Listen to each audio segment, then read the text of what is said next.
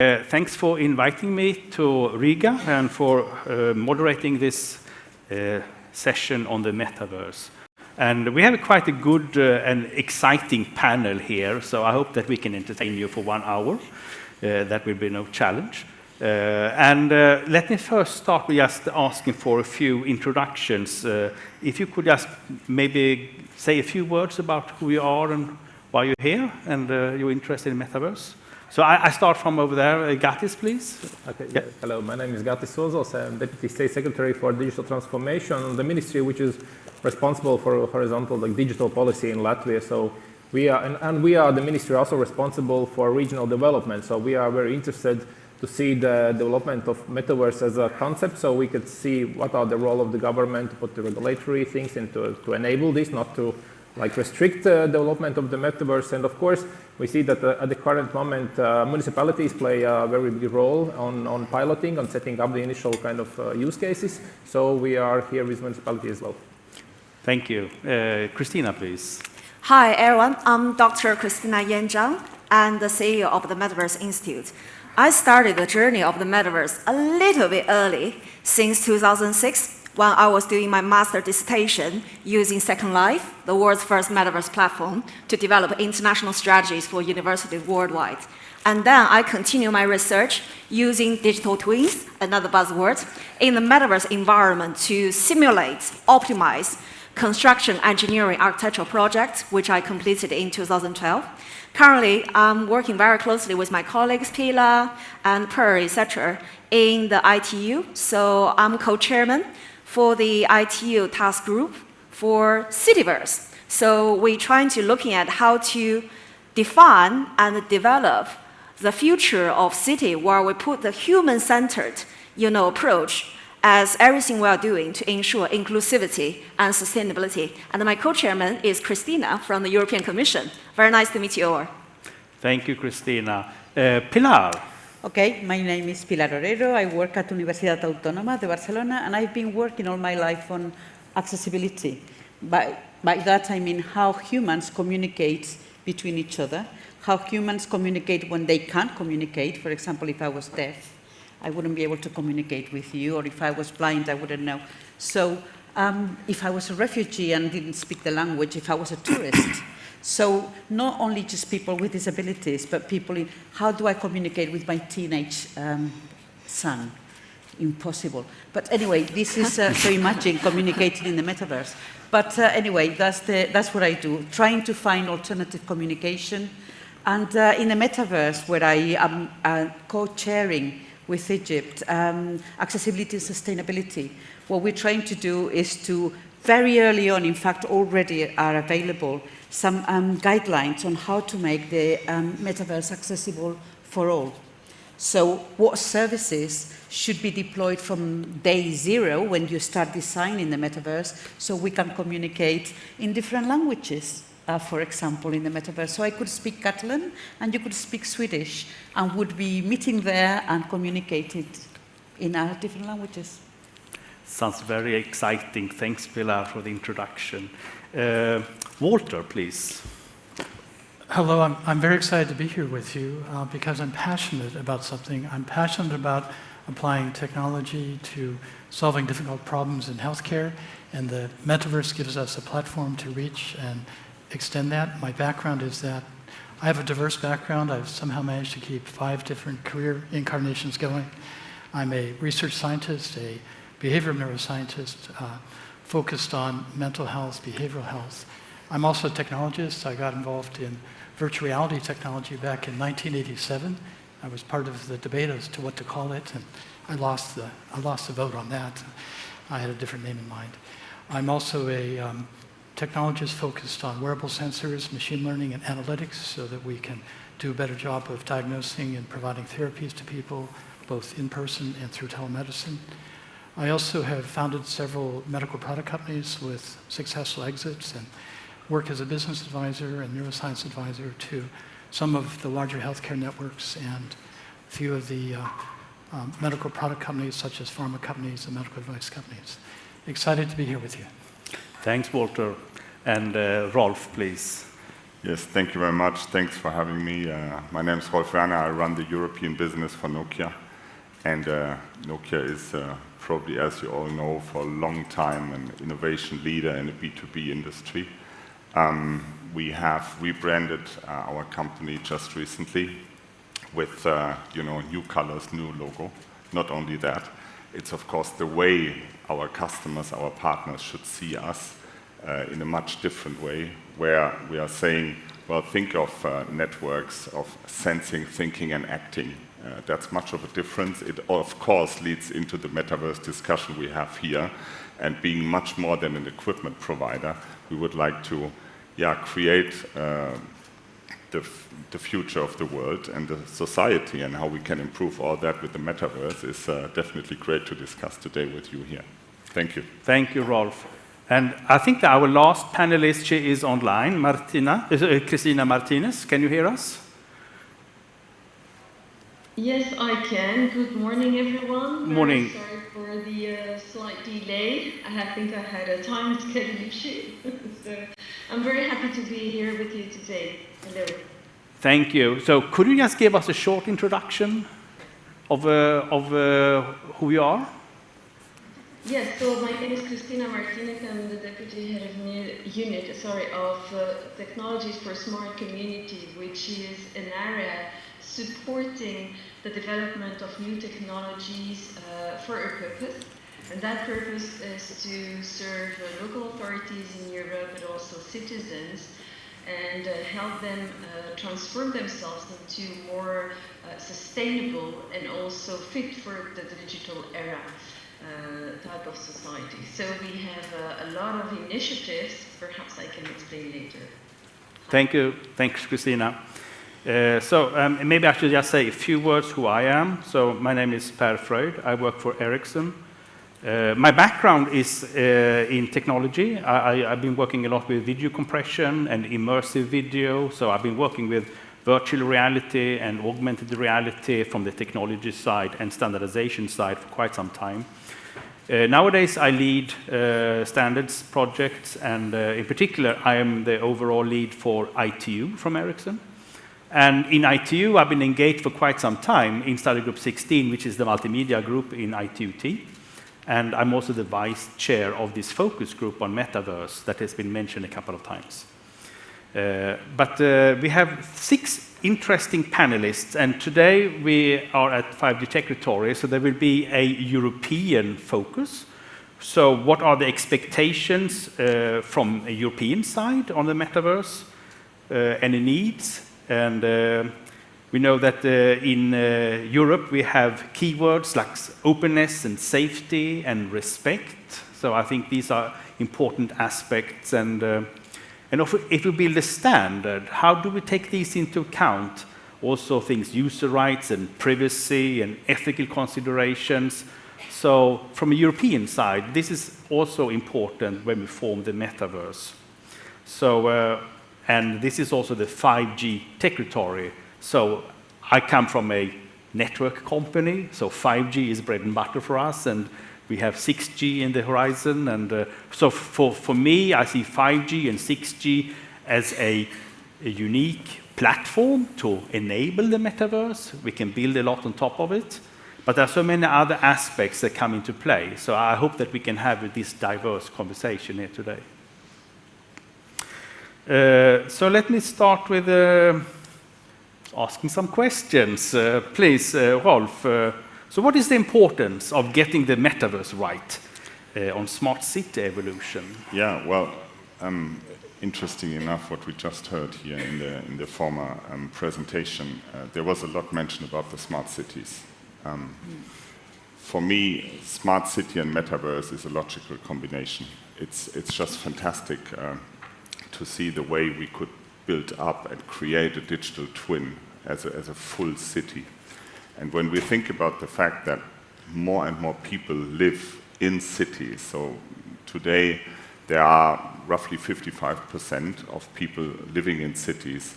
By 2050, it's probably 75%. And what's going to happen? You have only 2% of the Earth's surface covered by cities, if you will, And at the same time, 75% of all of the resources we're using in these cities. So a very, very condensed way of living when it comes to traffic, pollution, healthcare, all about the situation when it comes to education, the way we're moving around, the way we're using public services. We saw all the examples just here, but I want to give you some, let's say, surrounding statistics there. So us driving forward, the way we are using connectivity in the future, the way we could augment the reality, the way we could use the metaverse, we have in Nokia a few ideas about how to do that in the smart cities, which I would love to elaborate in a later stage, but I just give you the teaser here for now, as you know, responding to your question.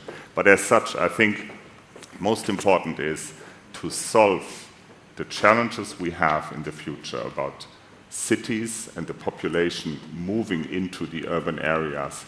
Only very good connectivity is going to enable that we can live the way we live today and don't have people slipping below the poverty line, which can easily happen once you don't apply digital transformation in smart cities.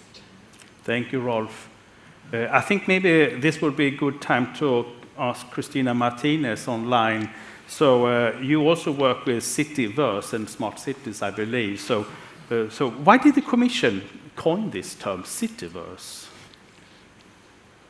Well, I think that this relates probably to the policy framework and the value system in which the Commission is deploying this digital transformation. We wanted to have a description of what we call the next Web 4.0 technology that was developed around citizens and for citizens. So I think it is a definition that is perhaps moving away from the natural evolution of technology, but looking more at how do we blend different technologies for the purpose of helping citizens to get access to better services, to better education, to perhaps improve healthcare systems. And therefore we wanted to insist not on the city dimension, but on the citizen, let's say, symbol. And the Commission came with this idea of a new definition when we launched a project. Actually, it was an initiative under the Digital Europe work program to move away from the simple digitalization of cities through digital twins, but to add a layer of immersiveness there. And so we came with this nice idea, which was actually inspired by ISO and IEEE definitions on the fact that this could be a series of interconnected worlds representing their physical counterparts. That is very important. We're not talking here about a pure virtual world, which can offer services, goods like gaming, social dating online, socializing, and so on and so forth, within virtual environments with digital avatars, but that would always keep this link with the physical life. And so very important to now reflect on the policy impacts of a Cityverse that is already benefiting of a very robust legal framework in Europe. We have a number of EU legislation that is support several aspects, like the Data Act or the AI Act that is currently discussed with the Council. We are also dealing with a very strong regulation that protects personal data in virtual worlds, or even rights and obligations for services and companies who can use the context of Digital Services Act and the Digital Market Act to understand what are the protection and enforcement issues. So we also have consumer law. I mean, we have a very robust framework, I think, that can support the development of this type of initiative, but we needed to experiment about it. So this is why we've launched a call that is still open, actually, as we speak, in this context, which will see new projects coming on top of existing digital twins and propose services and experiment also on services and goods that can bring benefits. So for me, this is one of the most important aspects of this new concept. I'll stop here, but I'm happy to take new questions if you want. Thank you, Christina. Yeah, I'm sure we will get back to you later. I'm very happy that you can join us even if you are online. So while we are on the government level, let me move over to Gatis. So you represent the Latvian government. And so what is the standpoint from your government on the concept of the metaverse? Or are there any measures you take to foster the development of the metaverse? Or if you could elaborate on that, please. Yeah, of course.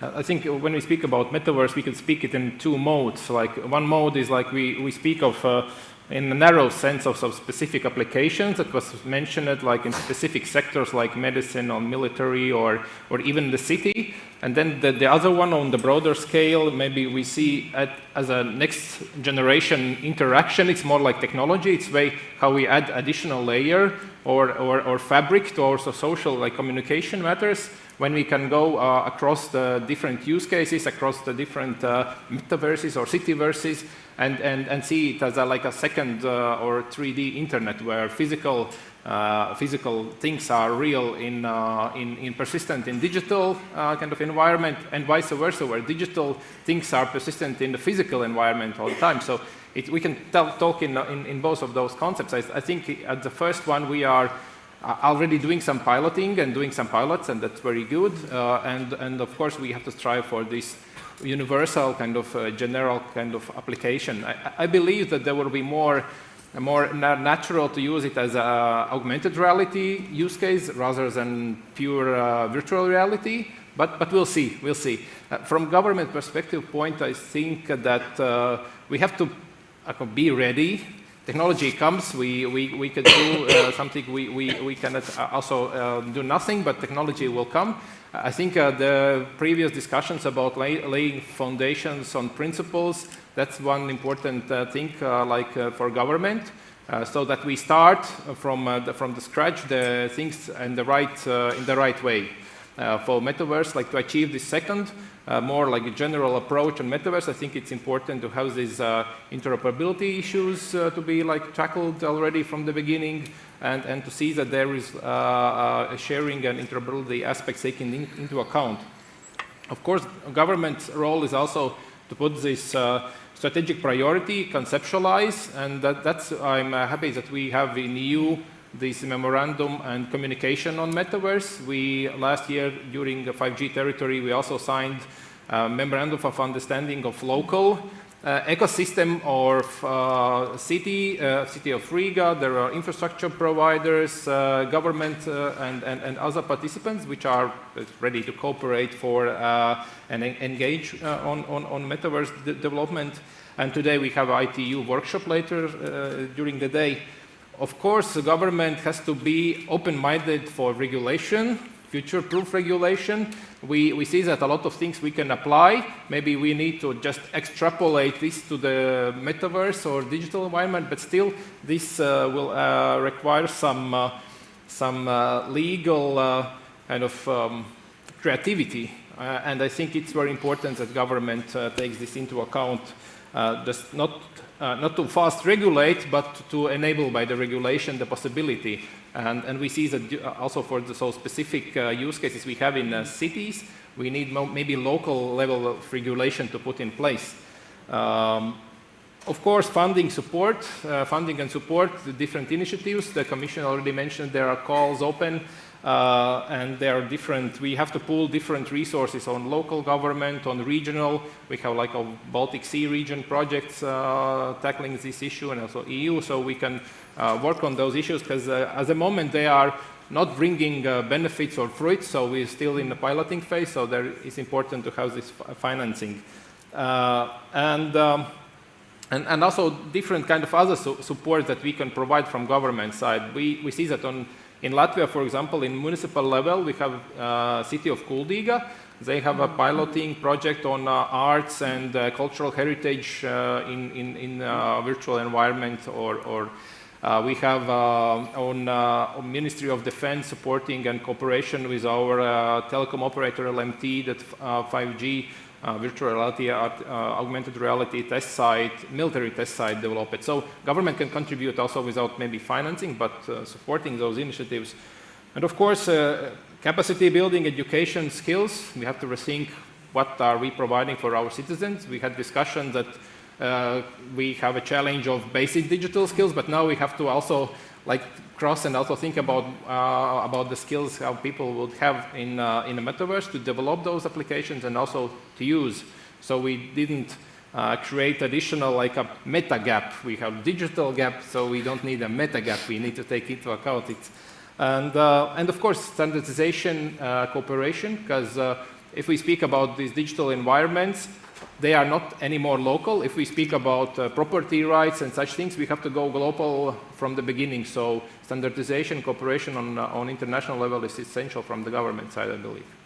Thank you, Gatis.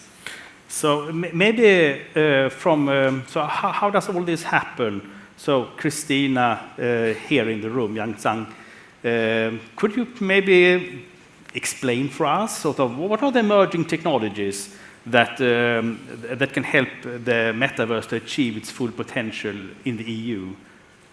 I think there is quite a wide range of technologies which are converging at the points we are speaking. But I think it's really important that I echo the minister's points. How we clearly define the metaverse is still a question lots of people keep on asking all the time. And for us, I really think the metaverse is the next generation of the internet, where it's more immersive, interactive, and intuitive. It's a place with decentralized power to allow the citizen, as my colleague Cristina has mentioned in the European Commission, how we really meet the increasing needs of our people to put them at the center of any kind of digital future we are developing is absolutely crucial.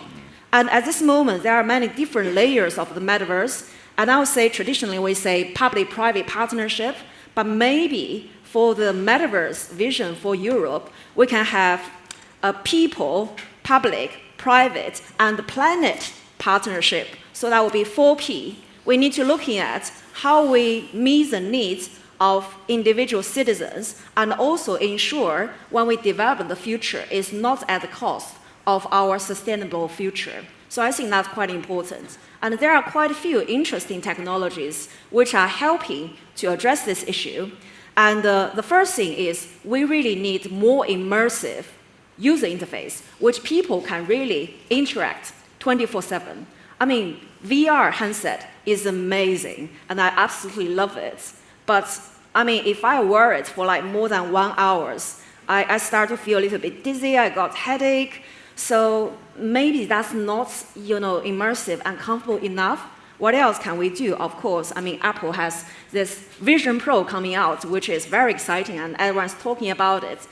And but what's even more exciting at this moment is championed by a gentleman called Elon Musk. We know in June this year, his brain-computer interface, Neuralink, has eventually got the approval from the US government to start human trial. Of course, a lot of brain-computer interface at this moment is mainly to do with medical conditions. So if you suffer from Alzheimer's and you are blind and you lost your mobility and you want to regain part of the function, which through traditional medicine, or surgery is impossible. So that kind of area is quite frontier for lots of countries. And we all know he's not the first person to try to do it. There's another company in the United States with investment backing from Jeff Bezos of Amazon and Bill Gates from Microsoft. So they're looking at non-invasive brain-computer interface where they use graphene to connect the neural links and provide people who lost their mobility to be able to gain mobility again, which is really amazing. But the latest development in the field is actually developed by a group of top scientists in China, by Tsinghua University. So they actually develop a system where you can put the brain-computer interface in your inner ear without any surgery at all, but it can achieve the same kind of mechanism, which is really impressive.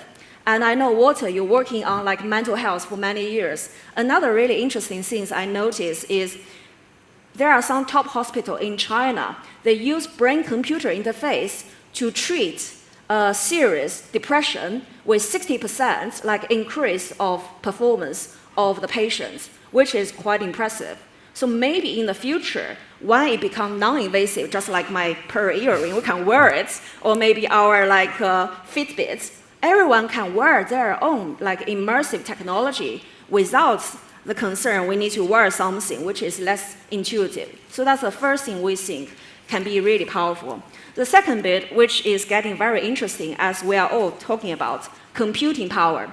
I remember a report from Intel mentioned 2 years ago, in order to achieve the full potential of the metaverse, we need at least another 1,000 times computing power. So where do we find that? Obviously, I mean, the previous panel talking about various developments in that space. But also, we know quantum computing is providing really tangible solution in the space. I remember in 2019 when Google announced they achieved quantum supremacy. They developed this computer which can run 160 million times faster than any supercomputer we have at this moment. And that means for something really complicated in the past, it will require 10,000 years to calculate. Now it's only 4 minutes. But what's even more striking is the second generation, which was announced this year.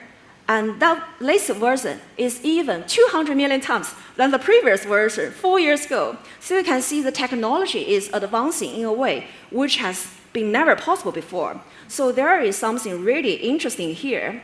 Bosch, we know, is a huge technology giant based in Germany with global presence. And they become the world's first technology company to champion the idea of creating a quantum digital twin on their global operation to connecting more than 250,000 devices to optimize their whole operations with quite significant results, 25% efficiency increase. Consider their 88 billion annual turnover, so we're talking about 20 billion annual improvement, which is quite significant. And how we can deploy that on what my colleagues Christina in the EU and also Nokia, we're talking about Cityverse. That would be quite significant, right?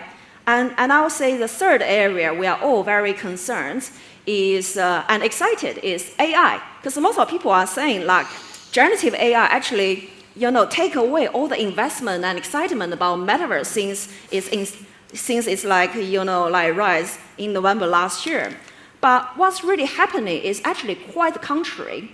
A recent report from Sequoia Capital noticed that when we develop, POM using text-to-text, generative AI-related technology, now the latest development is more than just text-to-image, text-to-video, but start to be text-to-3D objects, avatars, environments, which means generative AI start to become the most powerful building block for the whole Metaverse digital twin ecosystem at scale, which allow us to build in a way which is faster, cheaper, and easier than never before.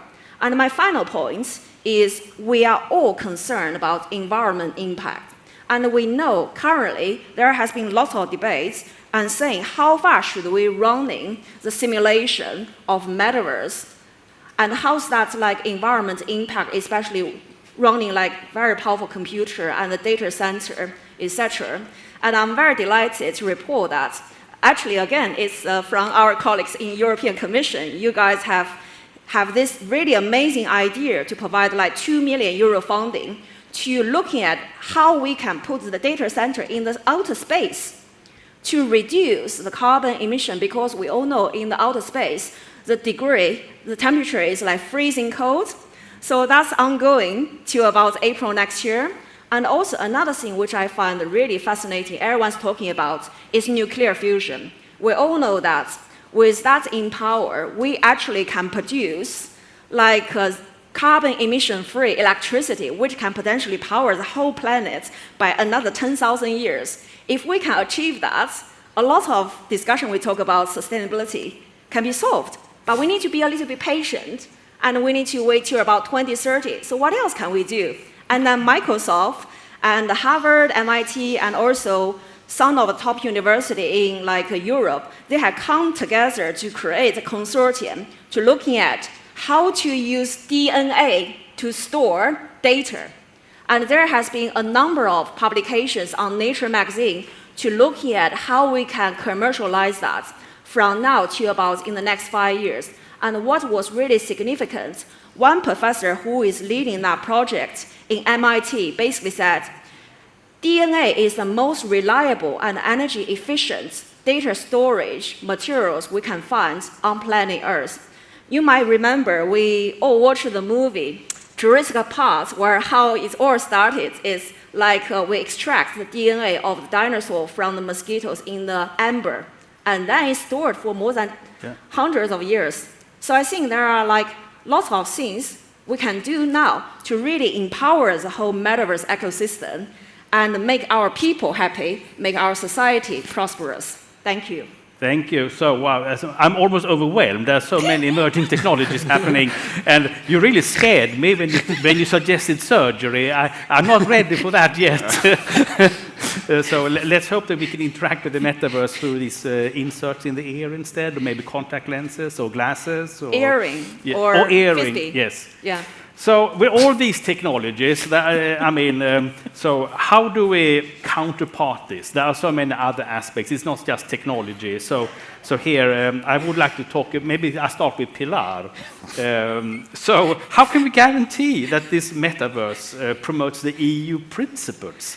And I'm talking about diversity, I'm talking about things related to people, language, culture, all the other, I don't know if soft is the right word, but all the other aspects from the EU. I don't know hard. If you could elaborate on this. Those are hard problems. Well, that's almost impossible. The nice thing about Europe is that we are united in diversity. Now, how you translate that into the metaverse, I think, is challenging. Everything that you said is fantastic, but nowhere the human is there. I mean, the human. We've heard before that it was 50% of Europeans don't have access to digital. So imagine how many percent of Europeans have access to the metaverse. And probably it will get worse. So rather than having an open metaverse, we must go for a welcoming metaverse. So I think the metaverse has got to make an effort, a really good effort to understand who are we, not as personas, not as these stereotypes of humans that then they can design and create systems, but really as who we are. And I think artificial intelligence can help a lot to understand who are you when you enter the metaverse, how you interact with the head-mounted device, how you activate the head-mounted device, how you activate the media player.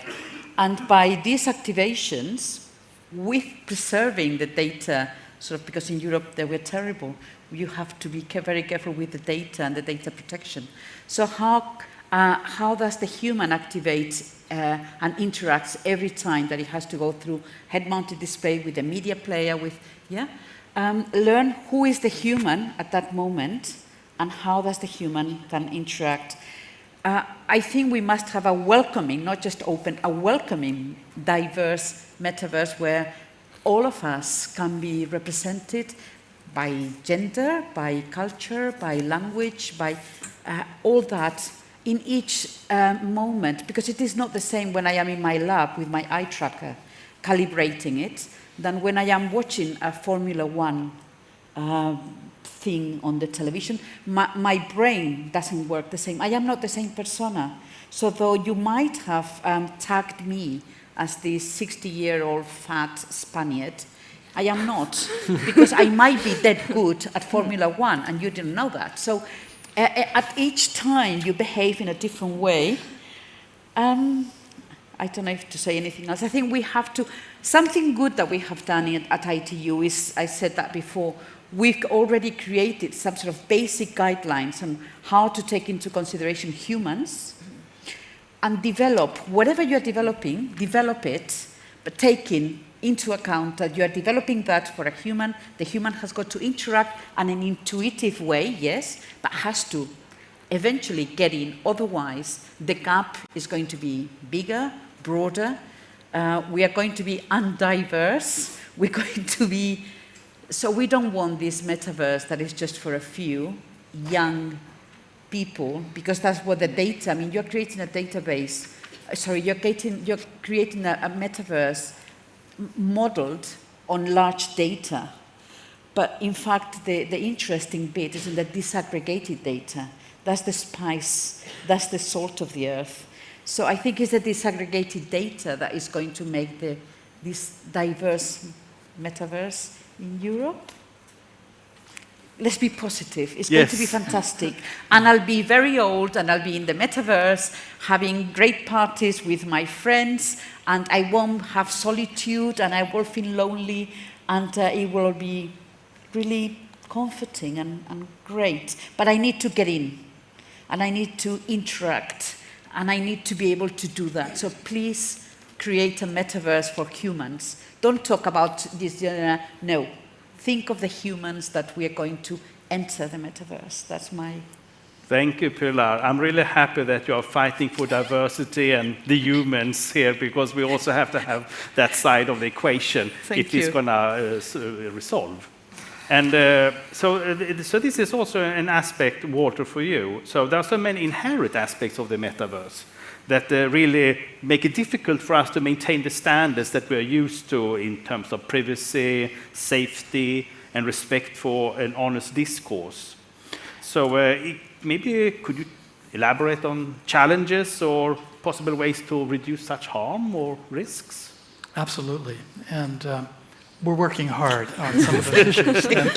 It's really a matter of good design, and sometimes you need incentives to go further on your design the right way. So, absolutely. And we are so guidance. Intelligent. Why don't we do it?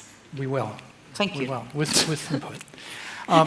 To answer your question, I think there is a big issue that we have yet to really come up with effective solutions on, and that's the nonverbal communication that we need to build into the universe, into the metaverse, for us to interact effectively with each other. We convey so much with facial expressions, body language, also through voice tone, and that often can get stripped away. And one of the reasons Zoom calls, video conferencing calls, have been stressful for people is we don't have the usual dynamics of not just looking straight at a person, but really scanning the room. It's limited our ability to communicate with each other in a non-stressful manner. And as we move to the metaverse, we need to make sure our representations can convey our emotions and also other aspects that we want to convey to other people clearly, yet we will also have the ability to filter that if we choose to. Right now, if I meet someone in the metaverse, they probably look like a bit of a robot. They may not have their whole body. They certainly don't have good facial expressions and communication in a sophisticated manner. I'm excited by the fact that we are now developing the new tools that will look at eye gaze, facial expression, voice tone, and we can use it for very effective assessments and interventions in the field of mental health and behavioral health. So all too long, we've been limited by paper and pencil testing or asking someone a question about how they're feeling and how they're doing. We haven't until recently had the objective measurements of emotional status and cognitive status. We need to, Pilar, to your point, be able to adapt our refrigerators, our automobiles, our metaverse to our status, our goals, our predilections. However, the algorithms, the analytics, the ways that we will be doing this are also going to put us in the position that data can be used to sell us things, that data can be used to interfere with our behavior, that data can be used in an adverse way by people that are out to not support our individuality and our priorities. So we have to start by designing right now the right way to leverage the power of the technologies we need to develop on that side of the metaverse, yet also protect it so it's not overused. And Pilar, to your point about the data, I think we will certainly be using a federated data management approach to taking all this very important information of affective and cognitive state and share it so that we can use it diagnostically for what we're calling precision mental health, precision healthcare. But we also need to make sure that that data is under our control, have our own agency over our data. There are structures that need to be put in place to incentivize people to share data for the good of healthcare, for the good of the community, but also to make sure that it's super protected. And I do worry with an aging population. We have maybe 10, maybe 15 years before a worse economic crisis than global warming will hit. And that's the cost of supporting an aging population with 3 out of every 7 of us having a neurodementia disease. As we live longer with smaller family sizes, we're going to have an economic catastrophe unless we can leverage technologies that we were going to use to build the metaverse to support people aging in place so they can play Formula 7 racing as long as they'd like. So there's great opportunities for taking the building blocks of the metaverse and applying it to difficult problems, but there's also great risk. And I think what we often do not focus on is building that way of having our own identity be protected, yet be able to share the parts of our identity as we choose to other people with the right filters, the right customization. And we really have not had a chance to do the effective building blocks on that. In addition to the challenge of dealing with an aging population and smaller family sizes, we also have another pandemic on the way, and that's the mental health pandemic. Many of our children went through a very stressful time, as many of us did, but they did not have an opportunity to play with other children as much as they should have, develop the social, emotional learning skills they needed to have. And there's a huge epidemic, we already see it in the children's hospitals, of anxiety and depression in our youth. So how can we leverage the building blocks of the metaverse, design it so that we can support mental health and wellness, and also make sure that the data that we are collecting to do that is used and protected effectively. It's a challenge, but I think meetings like this will help us move to that. And I feel that Europe, in particular, has set the standard for looking at these issues, and I'm so excited to be learning from you as I'm here today. Thanks, Walter. I think that's a lot of food for thought, something that we need to consider, and not only the technology, so very good aspects. Can I tell you something that I just thought? Do you remember 10, 20 years ago when we bought anything that it was digital, that it was the plug and play, and it became plug and pray because it never worked? Right. Let's hope the metaverse is not a plug and pray, but welcome you because he knows that you're coming in. And yeah, so this plug and pray, we have to try not to avoid it. I think we need to look to our storytellers, to our creative teams. One of the powers, I think, of technology as applied to healthcare, to design of cities, to any of our hard problems, is we need to make it fun. We need to make it interesting. We need to put a layer of storytelling on top of it. Absolutely. In order to be attractive and welcoming, we need to have... and it could be such a fantastic tool, such a fantastic ecosystem environment for all of us to be there. Not just the video, the game players, but for us to inhabit and have a... I see it as a fantastic time if I am allowed in, if I am welcomed in, if I don't have to plug and pray anything, because that would be terrible. It would be like going back again, you know? We haven't learned anything. Well, I think that one of the things that we have learned is how to attract people and get them addicted to something. Absolutely. And what we need to do is understand how that works and make sure as we design for inclusiveness and attractiveness to bring people in, that we also design to make sure that it's something that is a part of supporting a healthy life and an interconnected life in a good way, and does not cause the downstream problems of anxiety, depression, other issues that can, unless we design for it, will be built into our system. Can I add a point there? Sure, of course. Only if it's a nice one. Yes. I'm positive. No brain surgery. I'm a very positive person. Good. So don't worry about that. I think it's very interesting. We talk a lot about how we address the aging society through Metaverse. And I mean, the previous panel talking about how actually on the individual citizens level, we can use avatar to allow them to see if they live a more responsible consumption lifestyle, say they eat less red meat and maybe, you know, they exercise a little bit more. If that's going to allow them to see how they look like in 5-10 years time, if they eat 20% less you know, like non-healthy food, and they are going to look much younger, and they can see that. I think that will be really powerful using digital twins. We've done some work on that at our research lab, creating an avatar of your future self. And you can have a dialogue with your future self.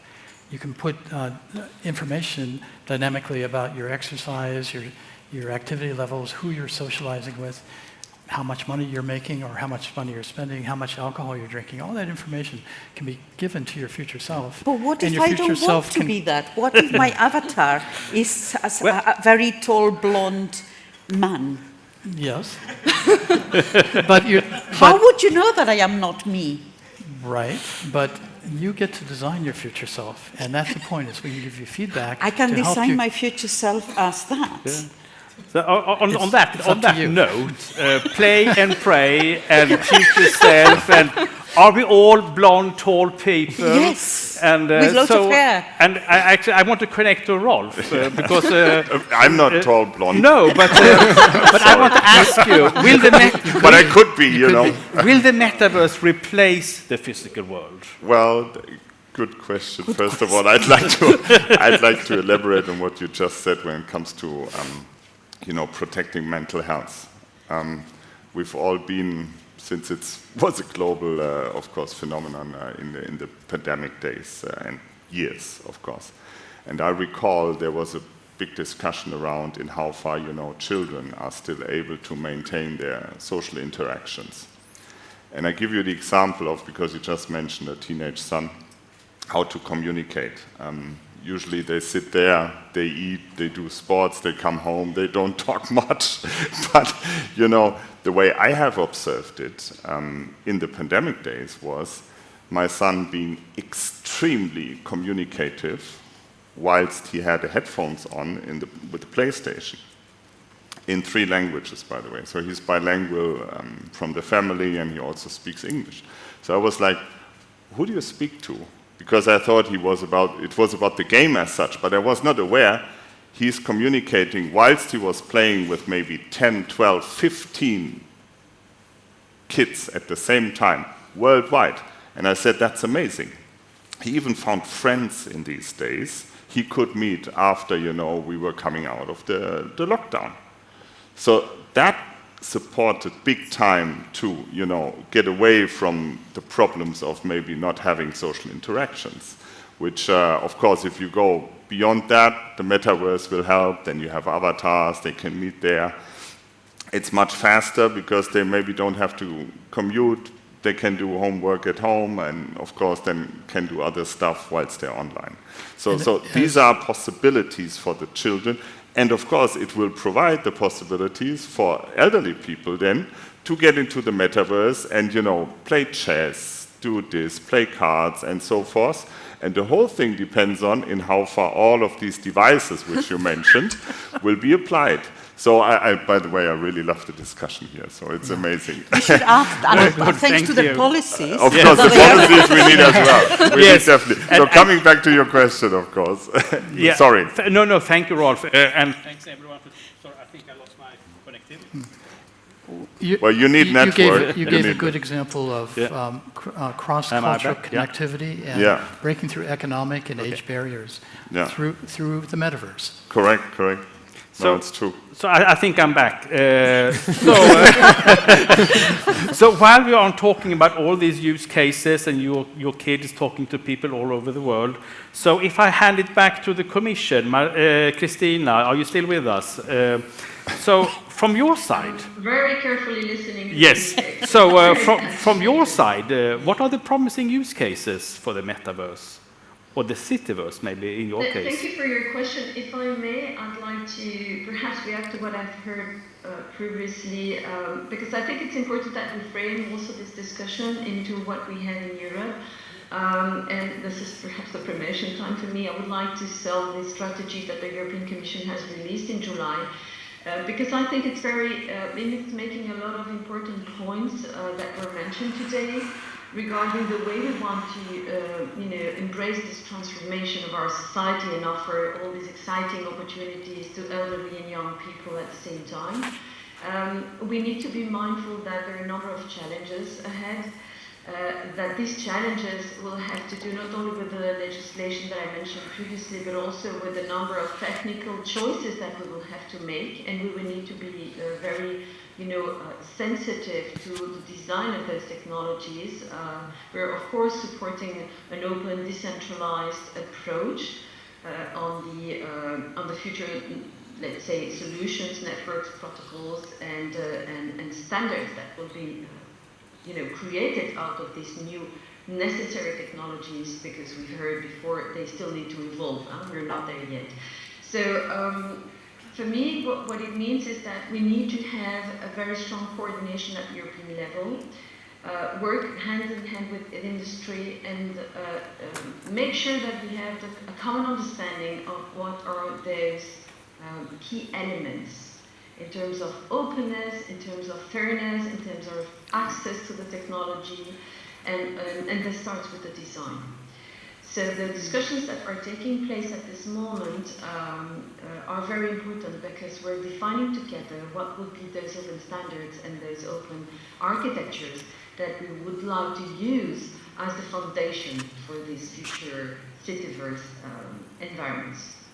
Now, coming to your, and by the way, I think it is very important perhaps to look at the citizen panel conclusions that are defining 8 core values for the future virtual worlds and for the cityverse.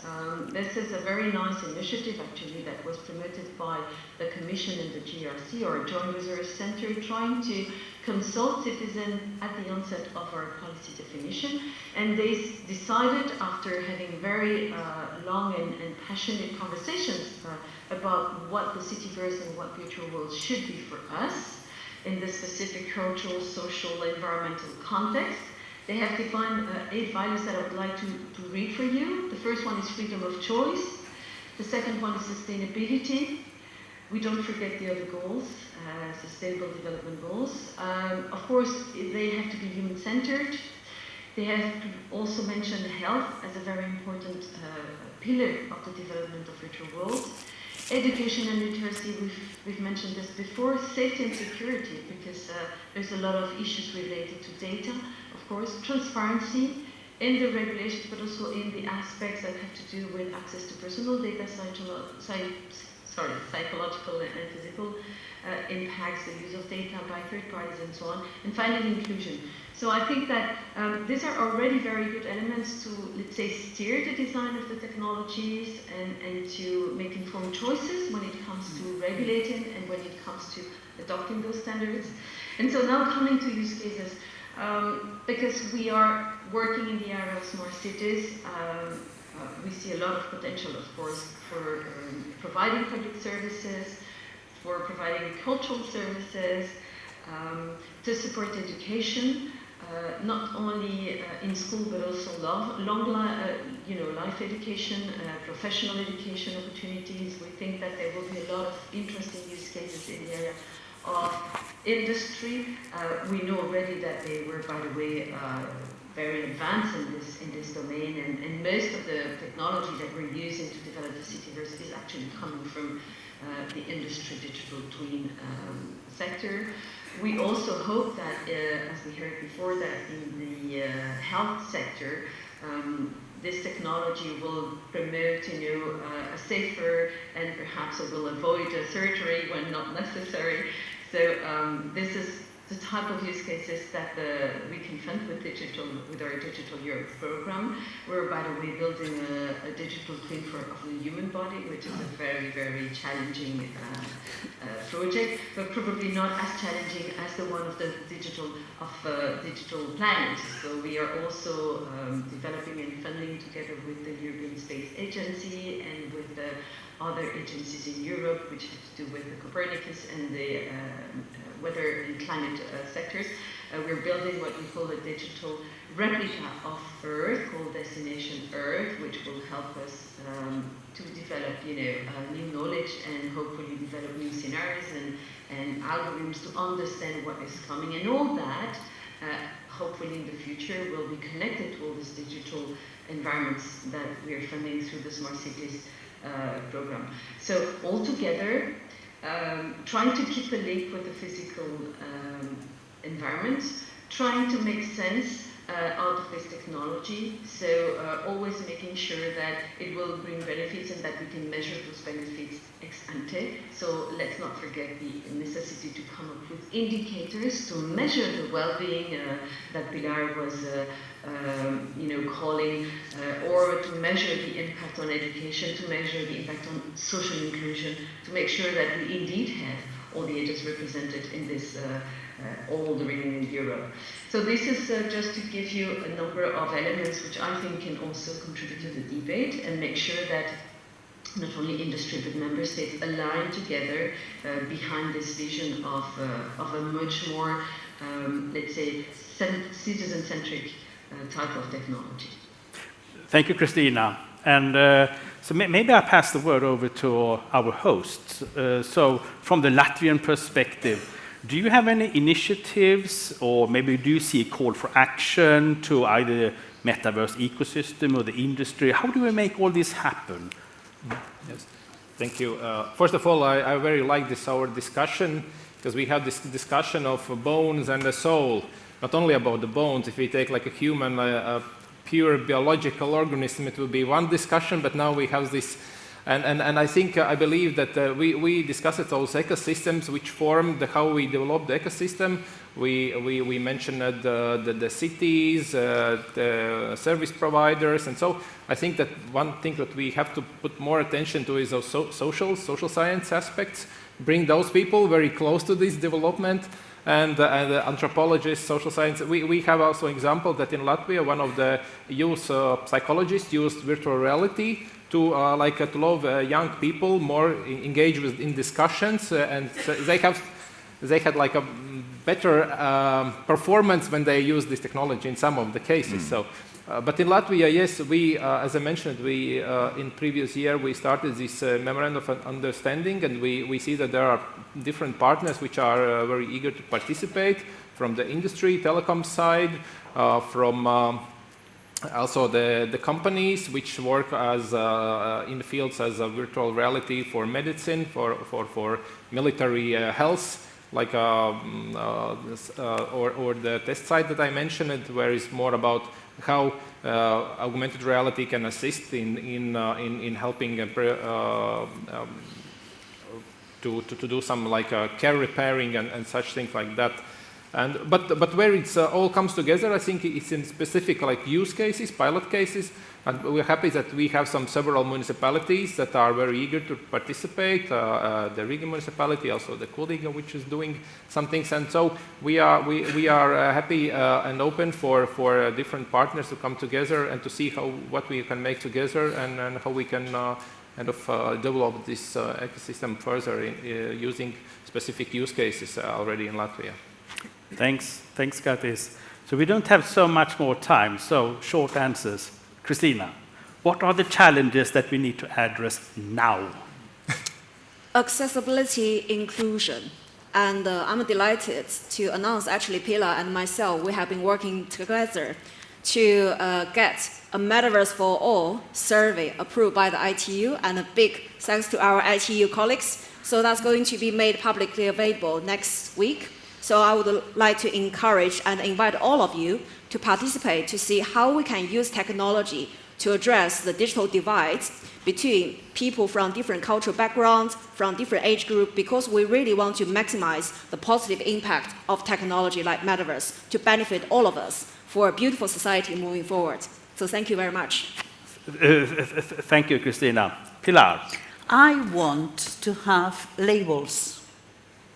Labels developed for indicators, as Cristina was saying. So if I access if I access Metaverse, I would know how trustful it would be. So I would have, I don't know, ticks or red. Well, I hope they don't put green and red, because 10% of men are colorblind. So I hope the Metaverse avoids green and red. So that's the first thing, that it would be an intelligent Metaverse. Which is... Or individually adjustable. Well, yeah. Or individually adjustable.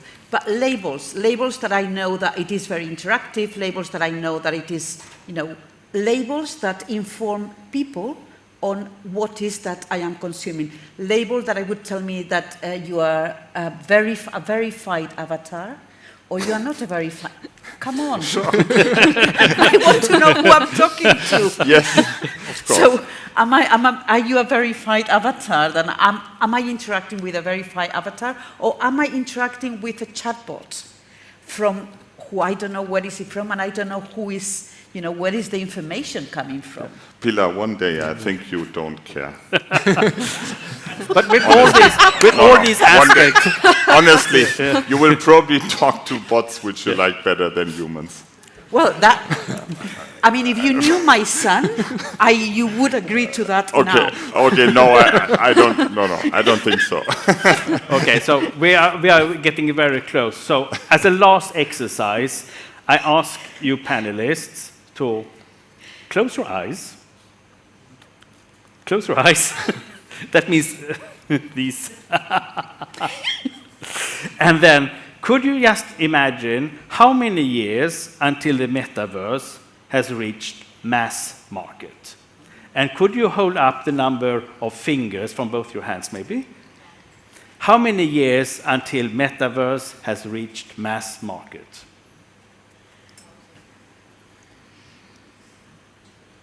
Also online, please.